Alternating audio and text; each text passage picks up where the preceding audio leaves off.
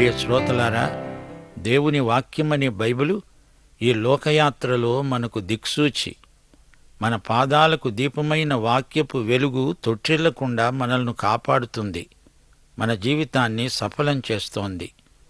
ఈ రోజున మనము 2 సమూయేలు 10వ అధ్యాయం వినబోతున్నాము. దావీదు జీవితంలో నుండి మనమెన్నో పాఠాలు నేర్చుకోబోతున్నాము.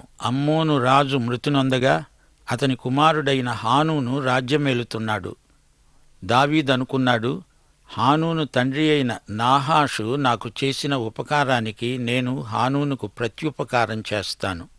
వెంటనే దావీదు హానూను తండ్రి నిమిత్తము అతన్ని ఓదార్చటానికి తన సేవకుల ద్వారా సమాచారం పంపించాడు. దావీదు సేవకులు అమ్మోనీయుల దేశములోనికి రాగా అమ్మోనీయుల ఘనులు తమ రాజైన హానూనుతో మనవి చేశారు, నీ తండ్రిని సన్మానించటానికే దావీదు నీ వద్దకు ఓదార్చేవారిని పంపాడని నీవు అనుకుంటున్నావా?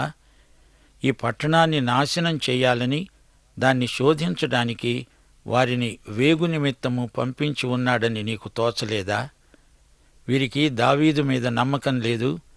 దావీదు తమను ముట్టడిస్తాడని, తమకేదో కీడు చేస్తాడని అనుమానిస్తున్నారు.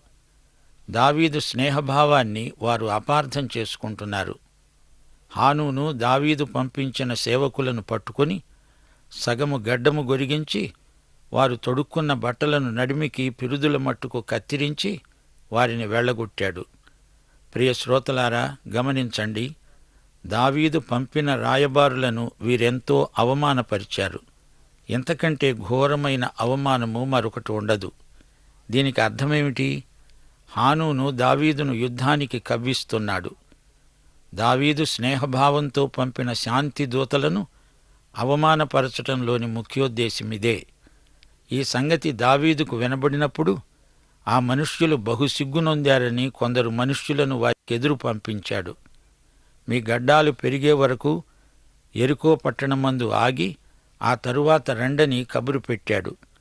దావీదు దృష్టికి మనలను మనము హేయపరుచుకున్నామని అమ్మోనీయులు గ్రహించి దూతలను పంపి బెత్రెహోబుతో ఆరాము శోబాతో చేరిన సిరియనులలో నుండి 20,000 మందిని కాల్బలాన్ని, మయకారాజు వద్ద నుండి 1,000 మంది బంటులను, టోబు నుండి 12,000 మంది బంటులను జీతానికి పిలిపించుకున్నారు. అనగా వారిని కిరాయికి తెచ్చారు. అమ్మోనీయులు గ్రహించారు, దావీదు దృష్టికి తాము నీచంగా కనపడుతున్నారు. యుద్ధానికి సిద్ధపడుతున్నారు. సిరియా నుండి కొందరిని పిలిపించుకొని పనిలో పెట్టుకున్నారు. ఇదే వృత్తాంతం 1 దినవృత్తాంతములు 19వ అధ్యాయం 6 నుండి 7వ వచనం వరకు రాయబడి ఉన్నది. అమ్మోనీయులు దావీదునకు తమ యందు అసహ్యము పుట్టించామని తెలుసుకున్నారు. మనుష్యులను బాడుగకు కుదుర్చుకున్నారు. యుద్ధానికి సిద్ధపడ్డారు. 7 నుండి 10వ వచనం వరకు. దావీదు ఈ సంగతి విని యోవాబును శూరుల దండంతటినీ పంపాడు. అమ్మోనీయులు బయలుదేరి గుమ్మమునకెదురుగా యుద్ధ పంక్తులు తీర్చారు. శోబా, రెహోబు సిరియనులను, మయకావారును, టోబువారును విడిగా పొలములో నిలిచారు. యోవాబు తన వెనుక ముందువారు యుద్ధ పంక్తులు తీర్చటం చూచి ఇశ్రాయేలీయులలో బలాఢ్యులను ఏర్పరచి పంక్తులు తీర్చి సిరియనులను ఎదుర్కొనటానికి వెళ్ళాడు. అమ్మోనీయులను ఎదుర్కొనడానికి మిగిలిన వారిని తన సహోదరుడైన అబీషైకి అప్పగించి చెప్పాడు, సిరియనుల బలము నాకు మించిన ఎడల నీవు నన్ను ఆదుకోవాలి. అమ్మోనీయుల బలము నీకు మించిన ఎడల నేను వచ్చి నిన్ను ఆదుకుంటాను. అమ్మోనీయులను ఎదుర్కొనడానికి యోవాబు తన వారిని వ్యూహపరిచాడు. అబీషైతో చెప్పాడు, ధైర్యం తెచ్చుకో, మన జనులను మన దేవుని పట్టణములను తలంచుకొని ధైర్యం తెచ్చుకుందాము. తన దృష్టికి ఏది అనుకూలమో యెహోవా అదే చేయునుగాక. శ్రోతలు చూచారా, ఇశ్రాయేలీయులు యుద్ధంలో ఇప్పటికే బాగా నిగ్గుతేరి ఉన్నారు. యోవాబు యుద్ధనీతిలో ఆరితేరిన వాడయ్యాడు. వ్యూహరచనలో అతన్ని మించిన వారు లేరు. మనము ఈ సందర్భంలో దేవుని ప్రజల యుద్ధనీతిని మరచిపోకూడదు. యెహోవా తన దృష్టికి అనుకూలమైనదే చేయునుగాక. దేవుని సంకల్పము ఎట్టి పరిస్థితిలోనూ వికల్పము కాకూడదు. జయాపజయాలు దైవాధీనమే. యుద్ధం యెహోవాదే. ఆయనే సైన్యములకు అధిపతి అయిన యెహోవా. ఉత్తమము అనుకూలమునైన దేవుని చిత్తము ఎరిగి పోరాడాలి. 13వ వచనం. యోవాబు అతనితో కూడా ఉన్నవారు సిరియనులతో యుద్ధము చేయడానికి బయలుదేరగానే వారు యోవాబు ఎదుట నిలువజాలక పారిపోయారు. సిరియనులు పారిపోవడం అమ్మోనీయులు చూచి వారు కూడా అబీషై ఎదుట నిలువలేక పారిపోయి పట్టణములో జొరబడగా యోవాబు అమ్మోనీయులను విడిచి యెరూషలేముకు వచ్చాడు. యోవాబు, అబీషై వీరిద్దరూ యుద్ధవీరులు, కాని దైవబలం వీరికి తోడుగా ఉంది. 15వ వచనం. సిరియనులు తాము ఇశ్రాయేలు చేతిలో ఓడిపోయామని తెలుసుకొని గుంపు కూడారు. హదదెజరు నది అవతల ఉన్న సిరియనులను పిలువనంపగా వారు హేలామునకు వచ్చారు. హదదెజరు సేనాధిపతి అయిన షోబకు వీరికి అధిపతిగా ఉన్నాడు. దావీదుకు ఈ వార్త వినబడినప్పుడు అతడు ఇశ్రాయేలీయులందరినీ సమకూర్చి యొర్దాను నది దాటి హేలాముకు వచ్చాడు. సిరియనులు సన్నద్ధులై దావీదును ఎదుర్కొనడానికి వచ్చి అతనితో యుద్ధములో తారసిల్లి ఇశ్రాయేలీయుల ఎదుట నిలువజాలక పారిపోగా దావీదు సిరియనులలో 700 మంది రథికులను 40,000 మంది గుర్రపు రౌతులను హతం చేశాడు. వారి సైన్యాధిపతియగు షోబకు దావీదు చేతిలో ఓడిపోయి అక్కడే చచ్చాడు.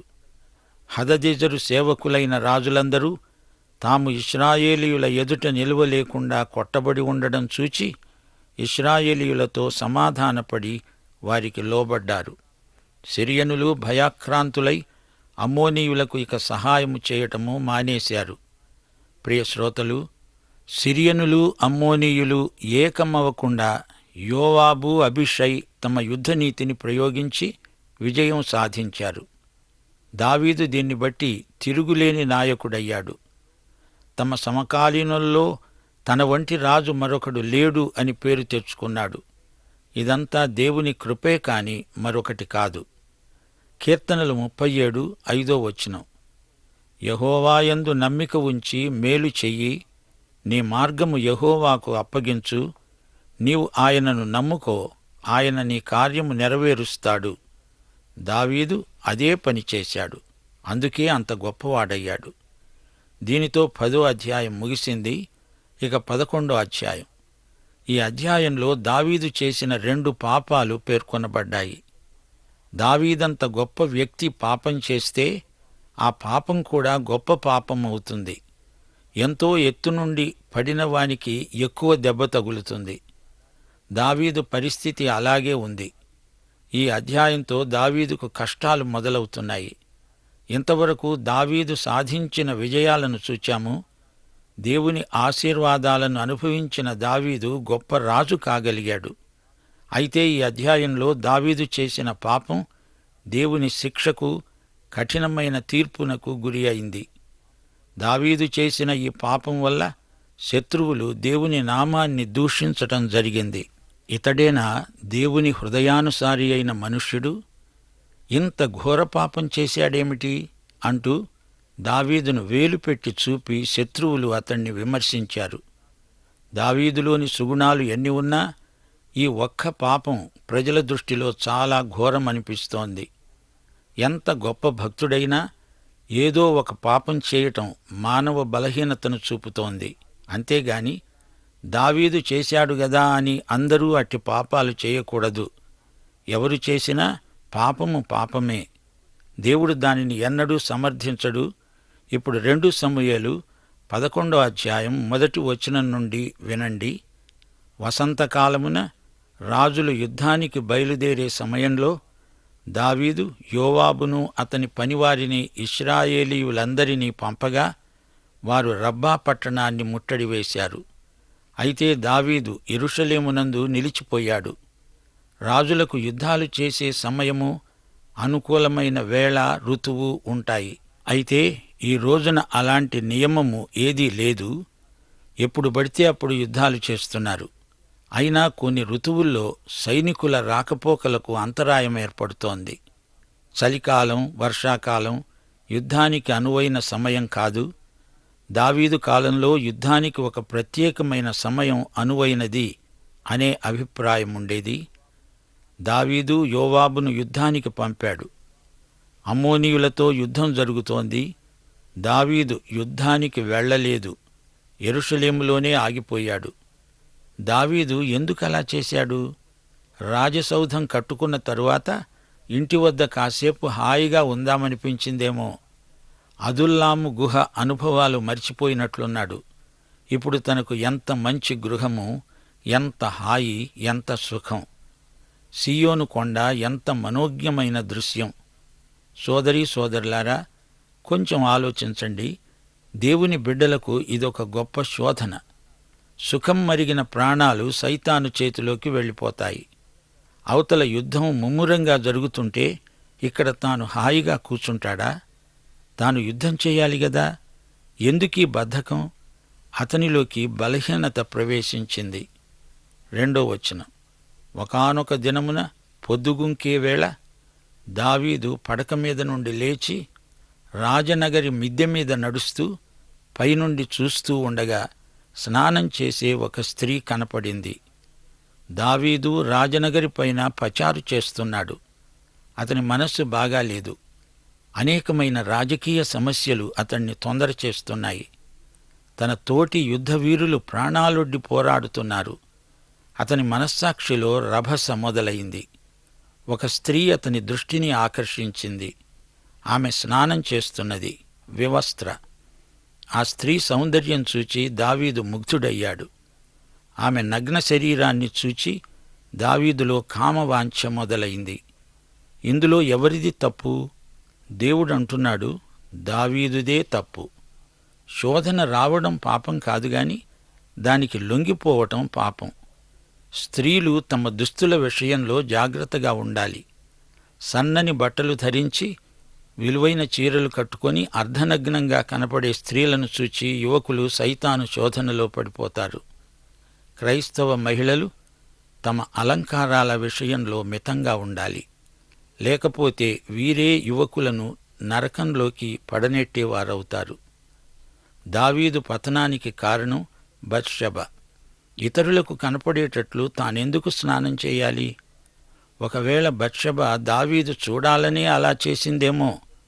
స్త్రీ పురుషులిద్దరూ ఇలాంటి విషయాలలో సమాన బాధ్యత వహించవలసి ఉంటుంది. ఆమె బహు సౌందర్యవతి అయి ఉండటం చూచి దావీదు ఆమె సమాచారము తెలుసుకోవడానికి ఒక దూతను పంపాడు. అతడు వచ్చి ఆమె ఏలియాము కుమార్తె, హిత్తీయుడైన ఊరియాకు భార్య బత్షెబ అని తెలియచేశాడు. ఊరియా అనేవాడు హిత్తీయుడు, అతడు అన్యుడు, యూదేతరుడు. దావీదు దూతల చేత ఆమెను పిలువనంపాడు. ఆమె అతని వద్దకు రాగా అతడు ఆమెతో శయనించాడు. కలిగిన అపవిత్రత పోగొట్టుకొని ఆమె తన ఇంటికి మళ్ళీ వచ్చింది. ఇది ఒక చెడ్డ కథ. ఇందులో మనం ఒక పాఠం నేర్చుకోవాలి. దావీదు యుద్ధానికి వెళ్ళి ఉంటే ఇది జరిగేది కాదు. బత్షెబ ఇంటి లోపల స్నానం చేసి ఉంటే ఈ వ్యభిచార క్రియ జరిగి ఉండేది కాదు. ఆ స్త్రీ గర్భవతి అయి నేను గర్భవతినయ్యాను అని దావీదుకు వర్తమానం పంపగా దావీదు హిత్తీయుడైన ఊరియాను నా వద్దకు పంపమని దూత ద్వారా యోవాబుకు ఆజ్ఞ ఇచ్చాడు. దావీదును ఒక సమస్య ఎదుర్కొన్నది. ఇప్పుడేం చెయ్యాలి? బత్షెబ భర్తయైన ఊరియా దావీదు సైన్యంలో గొప్ప సైనికుడు, విశ్వసనీయుడైన సైనికోద్యోగి. ఊరియా దావీదు వద్దకు రాగా దావీదు యోవాబు యోగక్షేమమును, జనుల యోగక్షేమమును, యుద్ధ సమాచారమును అడిగాడు. తరువాత దావీదు అన్నాడు, ఊరియా, నేను సెలవిస్తున్నాను, ఇంటికి పోయి శ్రమ తీర్చుకో. అంతట ఊరియా రాజనగరిలో నుండి బయలుదేరాడు. దావీదు నటనను గమనించండి. ఏదో యుద్ధ సమాచారం తెలుసుకుందామని ఊరియాను పిలువనంపించినట్లు నటిస్తున్నాడు. తాను చేసిన తప్పును కప్పిపుచ్చుకోవడానికి ప్రయత్నం చేస్తున్నాడు. అతని వెనుక రాజు ఫలాహారం అతని వద్దకు పంపించాడు. గాని ఊరియా తన ఇంటికి వెళ్ళక తన ఏలినవాని సేవకులతో కూడా రాజనగర ద్వారాన పండుకున్నాడు. ఊరియా తన ఇంటికి వెళ్ళలేదు. ఎందుకని? అది యుద్ధ సమయం, అత్యయిక పరిస్థితి. దావీదు ఆశ్చర్యచకితుడయ్యాడు. హాయిగా ఇంట్లో కూర్చున్న దావీదుకు ఊరియా మాటలు తీర్పు చెబుతున్నాయి. ఊరియా తన ఇంటికి పోలేదనే మాట దావీదుకు వినబడినప్పుడు దావీదు ఊరియాను పిలిపించి అన్నాడు, నీవు ప్రయాణం చేసి వచ్చావు గదా, ఇంటికి వెళ్ళలేదేమిటి? ఊరియా అన్నాడు, మందసము, ఇశ్రాయేలు వారు, యూదావారు గుడారములలో నివసిస్తూ ఉండగా నా అధిపతి అయిన యోవాబు, నా ఏలినవాడవైన నీ సేవకులు బయట దండులో ఉండగా భోజనపానాలు చేయటానికి, నా భార్యతో పరుండటానికి నేను ఇంటికి వెళ్తానా? నీ తోడు, నీ ప్రాణం తోడు, నేను అలా చేసేవాడను కాను.